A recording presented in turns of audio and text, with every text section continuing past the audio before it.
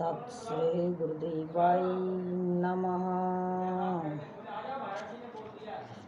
QR code दो, आवाज नहीं आओ। क्यूआर कोड दो।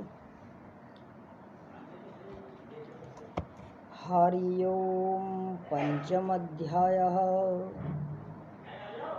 संन्यासः कर्मणा कृष्ण पुनर्योगं च संससि ययक्षं यतयोरेकम् तन्मे विरुषु निश्चितम्।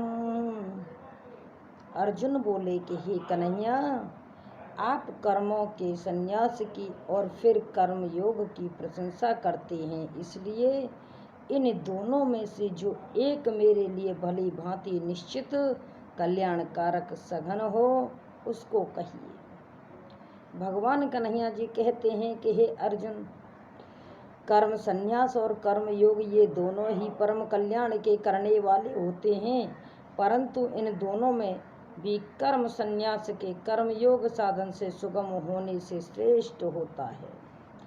सो हे अर्जुन,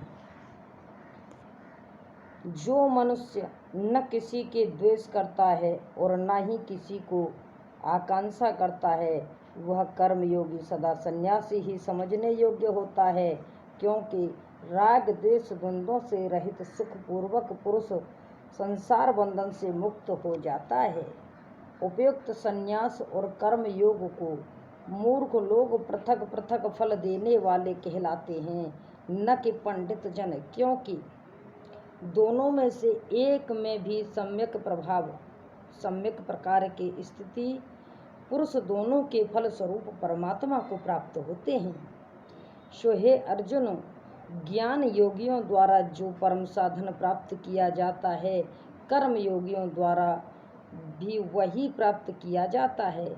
इसलिए जो पुरुष ज्ञान योग कर्म योग को फल स्वरूप में एक देखता है, वही यथार्थ को देख पाता है, वही सच्चाई को देख पाता है।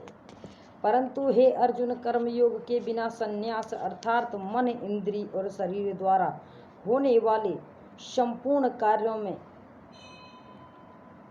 कर्तापन का त्याग प्राप्त होना कठिन होता है, और भगवत स्वरूप को मनन करने वाला कर्म योगी परम ब्रह्म परमात्मा को शीघ्र ही प्राप्त हो जाता है।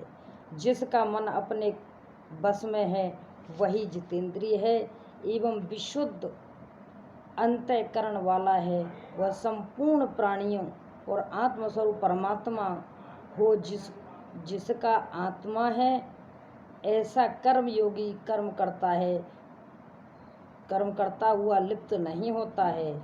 सो तत्व को जानने वाला सांख्य योगियों तो देखता हुआ, सुनता हुआ और स्पर्श करता हुआ, सूंघता हुआ, भोजन करता हुआ, गमन करता हुआ, सोता हुआ, श्वास लेता हुआ, बोलता हुआ, त्यागता हुआ, ग्रहण करता हुआ और आँखों को खोलता हुआ और मूंदता हुआ, वह इंद्रियां अपने अपने अर्थों में बरत रही हैं, इस प्रकार समझकर के निसंदेह ही ऐसा माना जाता है कि मैं कुछ भी नहीं करता हूँ।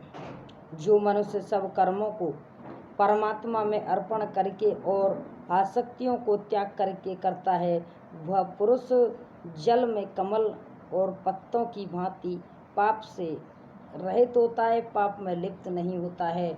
और जो हो रहा है वो अर्जुन अच्छा ही हो रहा है, जो होगा वो भी अच्छा ही होगा, क्योंकि करने वाला परम ब्रह्म होता है, जीव तो एक माध्यम हुआ करता है।